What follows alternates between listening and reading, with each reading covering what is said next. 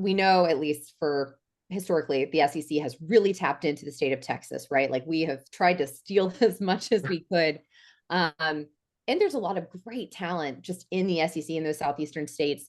What do you think joining the SEC as a conference is going to do for Oklahoma's recruiting? Do you think it helps? Do you think it hurts? Because, now if someone wants to go to Oklahoma, it's like, well, you could also go to maybe another SEC school. What are your thoughts there? Yeah, I mean, I think it no doubt helps. Because I know that Colin Cowherd clip, I don't know if you guys saw it, but it was like a clip from like a year and a half ago, like made the rounds again about him saying that, oh, he's going to be the new Nebraska I because they're saw changing. that. Yeah, they're changing conferences. They're going to a tougher conference. I mean, guys, Nebraska ran the triple option and then they suddenly didn't. Like that was their identity. OU was fortunate enough to transition from the wishbone, and then they basically made the air raid like popular with Bob Stoops. So they were able to like kind of shed their old identity and adapt to a changing time. Nebraska's not done that. Also, Nebraska got really far away from their recruiting ground, like being in the state of Texas, because Texas high school kids don't want to play football in November in Madison, Wisconsin, or Champaign, Illinois. Like, screw that. I want to play closer to home where it's warm. So Oklahoma, maybe not the most geographically southern state.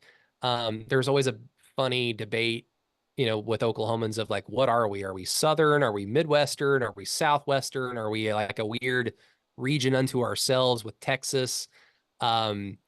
But the proximity to the South, like it makes sense geographically to me.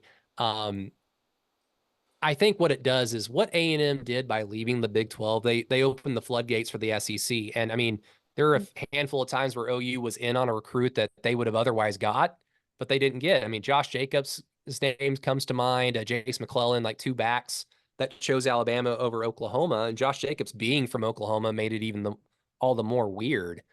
It's going to help.